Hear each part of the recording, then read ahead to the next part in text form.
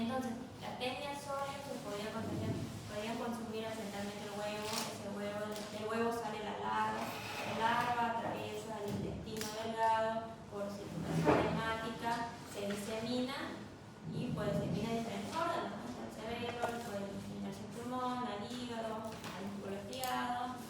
¿Por qué el músculo estriado? Decimos que estas tenias tienen un trofismo, ¿no? Una afinidad por el músculo estriado. Entonces se diseminan y en lugar donde se diseminan forman la vesícula, posteriormente esa vesícula con los años, decíamos que al cabo de un año esa vesícula se calcificaba. Voy a hacer el reporte.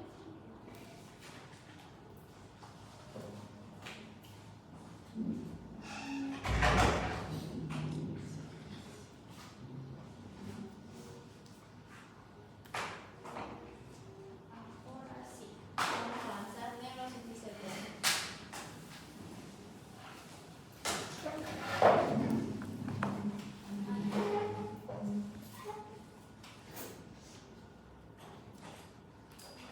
Como las conté en una exposición que hicimos el año pasado.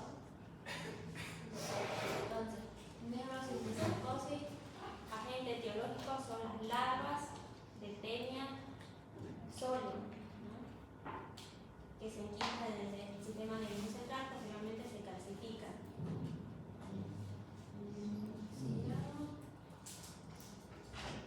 Un pequeño repaso del ciclo de vida de la neurocisticercosis que tiene la tenia sólida y la cerradita y la repasamos. Todo claro con el ciclo de vida, ¿no?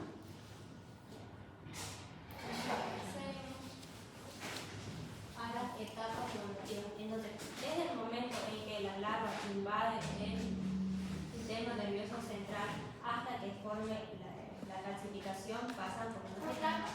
Tenemos 5 etapas: la no quística, la vesicular, tenemos la coloidal, la neumatosa y finalmente la calcificación. ¿Ya? En la etapa no tisular, vamos a ver que en la tomografía todavía no hay ningún tipo de cambio, no hay una manifestación, ¿no? Imagenológica. Es porque recién está invadiendo el tejido del encéfalo. Recién está invadiendo, por ende, en el sitio donde está invadiendo hay un poco de inflamación.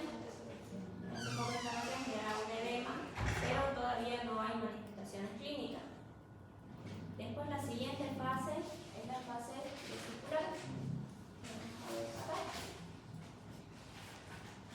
Esta imagen es la fase vesicular. ¿Y por qué se caracteriza? Su nombre lo dice, ¿no? Por la formación de una vesícula.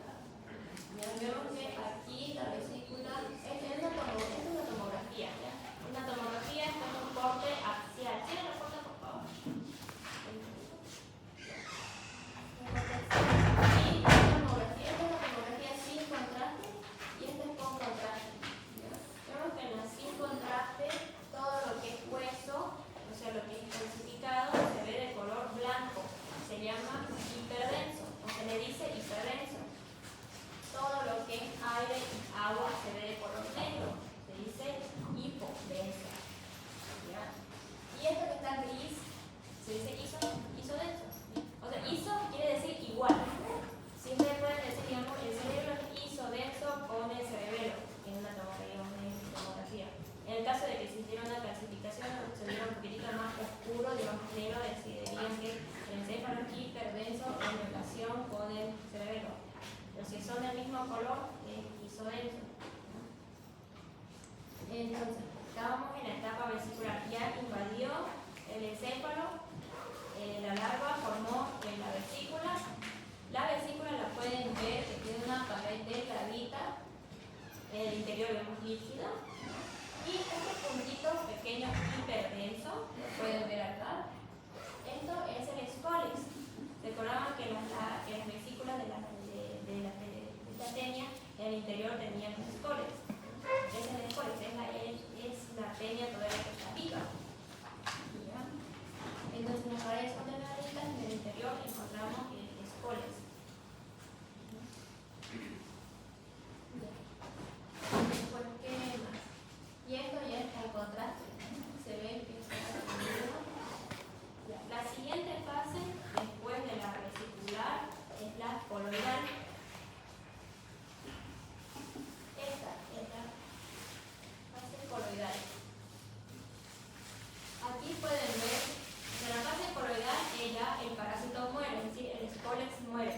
Por ende, en la imagen no vamos a ver ese puntito hiperdenso que veíamos acá. Este de acá y ya no está.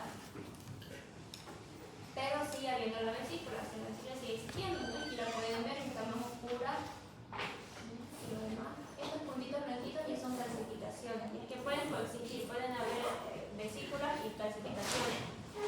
Ya no necesariamente que si solo tiene una vesícula, es decir, que no se infectó anteriormente y no tiene calcificaciones. Después, la siguiente fase es la granulomatosa. Y esta es la fase granulomatosa. Entonces, ¿por qué se caracteriza? Acá el parásito ya está muerto. Está muerto y la cápsula de la vesícula se engruesa. Se va engrosando y la vesícula dentro de esa cápsula se empieza a retraer. Entonces, por eso la vesícula contiene líquido, ¿no? Y ya habíamos dicho que la tomografía el líquido se ve de color oscuro. ¿Ya? Esa cápsula que está engrosada no tiene líquido por dentro, por ende no se va a ver de color negro, se ve un poquitito más gris o más blanquecino. Aquí lo podemos ver, que fíjense más ese círculo que está más blanquito. Lo voy a ampliar para que lo puedan ver mejor. Ahí pueden ver que las paredes son gruesas y del interior ese puntito negro es la vesícula que se está extrayendo. Alrededor de este sitio, porque este es un cuerpo extraño que está en un órgano donde no debería estar, ¿no? Entonces, como hay un cuerpo extraño, ese cuerpo extraño va a generar un poco de inflamación, ¿no? Y entonces también al ladito se puede ver a veces un halo inflamatorio. Esto de acá, porque pueden ver que esto es con contraste, no como me puedo dar que es una tomografía con contraste, porque el hueso se ve oscuro, se ve color negro. Habíamos dicho que la tomografía el hueso debería de verse blanco. Cuando está sin contraste se ve blanco, cuando está con contraste se ve así oscuro, ¿no? Entonces, como está con contraste todo es al revés. Ahora vemos que las paredes engrosadas se ven de color oscuro aquí, ¿no? Y esto lo hiperdenso que está al ladito, lo que está rodeando, es un poco de inflamación. Bien. Sigamos. La siguiente fase es la calcificación. Ahí ya no hay vesícula en el interior y se ve completamente de color blanco. Y fíjense que aquí se ve de color oscuro, ¿no? Se ven puntitos negros como si fueran unas vesículas, ¿no? Alguien de los que acaban de llegar, atrás, Bernal. Sí. Ya, explícame. ¿Esta es una vesícula o es una calcificación? Es una calcificación. Sí, ¿por qué se ve pura? Si hemos dicho que se tenía que ver blanca la calcificación. Ya, primero, ¿es una tomografía con contraste o sin contraste? Sin contraste. No, es con contraste. Esta es una sin contraste. Hay una más.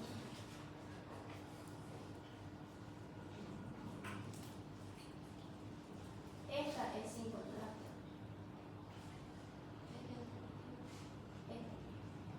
¿Ya? Es que el hueso está de color blanco, ¿no? Por ende, todas las calcificaciones donde están sin contraste se ven de color blanco, ¿no? Y todo lo que es líquido y aire se ve de color negro. En cambio,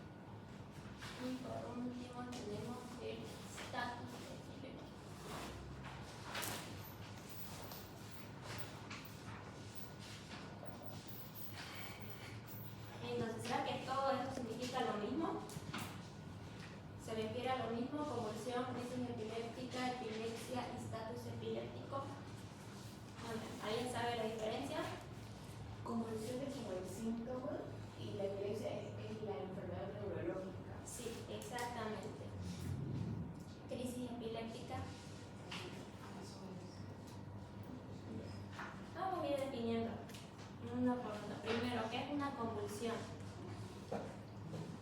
Vamos a definir que son movimientos irregulares, movimientos involuntarios que se generan por descargas eléctricas hipersincrónicas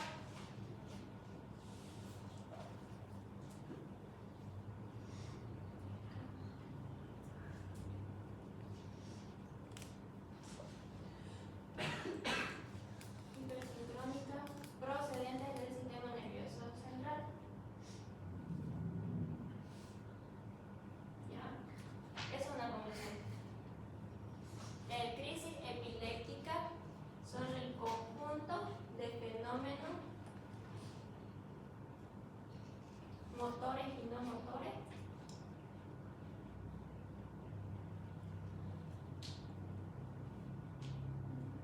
consecuencia de esa descarga eléctrica.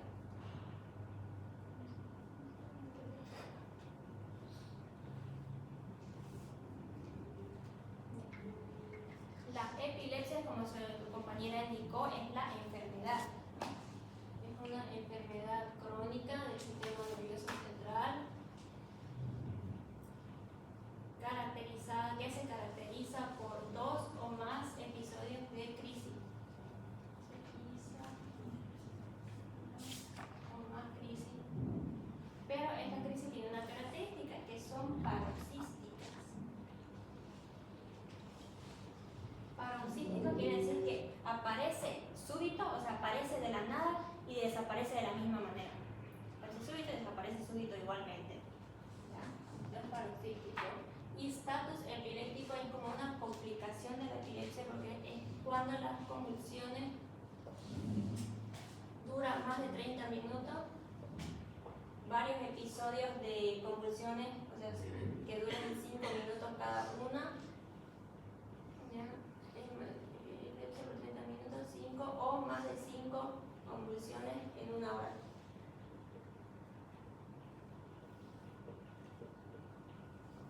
Esto es más grave, ¿no? Y entonces, repasando, la convulsión es solo una manifestación, ¿no?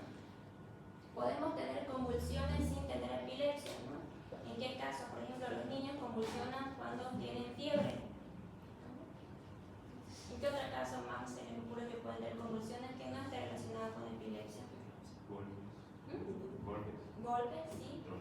Traumatismo, está bien. Eclampsia, ajá, sí, está bien.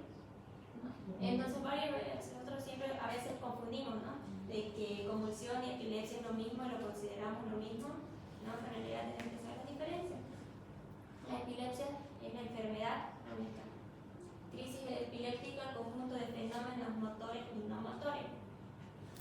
¿Por qué? Porque a veces las manifestaciones no necesariamente van a ser motores. Motores quiere decir no cuando sacudidas o movimientos involuntarios.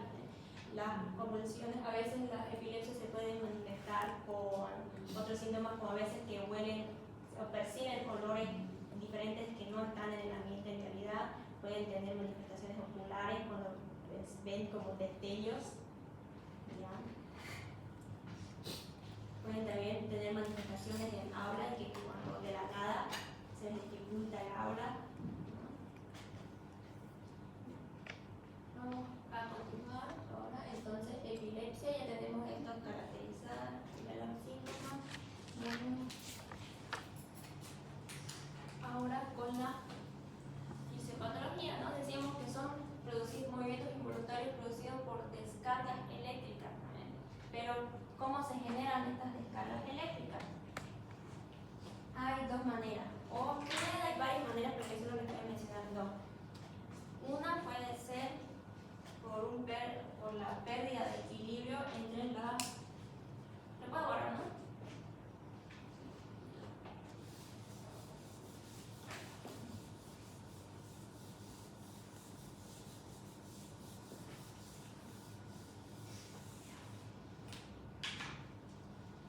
Una puede ser por pérdida de equilibrio entre los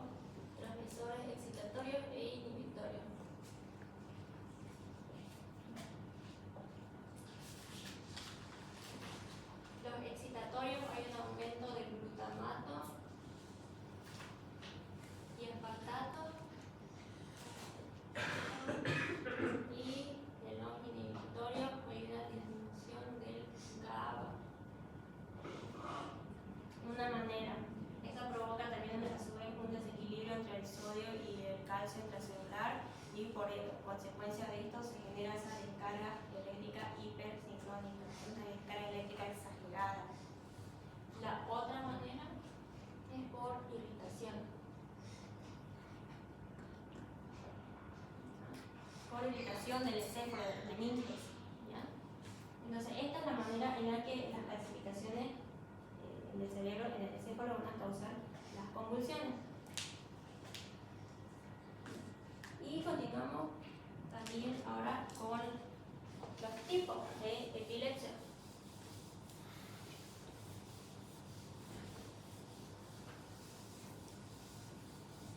Vamos a clasificar la epilepsia.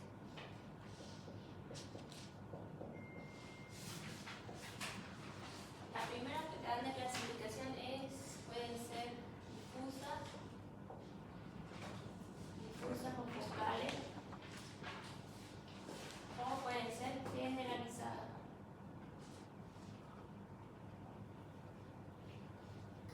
Difusas o focales quiere decir que solo afecta a una parte del hemisferio. Y las manifestaciones clínicas o las manifestaciones van a estar relacionadas con el lugar en donde esté afectando. Si está afectando la corteza motora, las manifestaciones van a ser de tipo motor, ¿no? Van a ser movimientos irregulares, incontrolados, involuntarios también obviamente, de una parte del cuerpo. La persona va a referir de que de la nada se le empieza a sacudir un brazo, por ejemplo, y que tiene que agarrar la otra mano para sujetar su brazo. Puede pasar lo mismo con el otro. Hola. Muy bien. Ya. Puede pasar eso con un brazo, puede ser con un pie, ¿no? Este tipo de convulsiones se les llama crisis jacksoniana.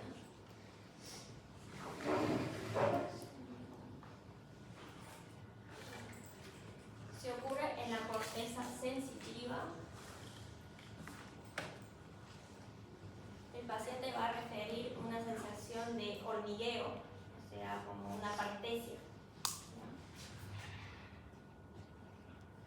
Si es en la corteza visual, va a percibir unos destellos. No va a percibir, va a ver como unos destellos alrededor.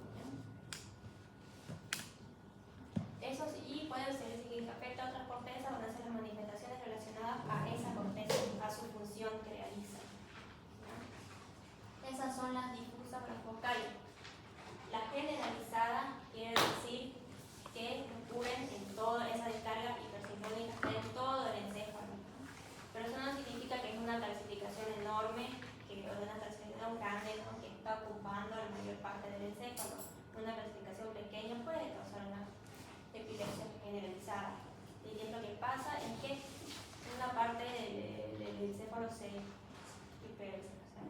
ocurre esa descarga hipersincrónica, y esa descarga estimula a otros axones y esos axones a otros, y así se va propagando.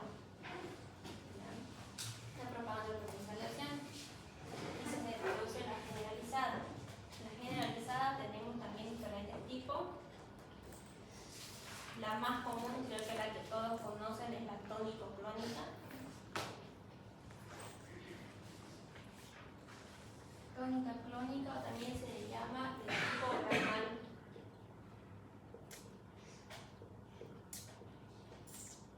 ¿Qué pasa acá? Es que son contracciones musculares alternadas por una fase clónica de relajación de esa contractura. ¿Ya? Y se llama de tipo Grand Mal porque estas son las que causan apnea.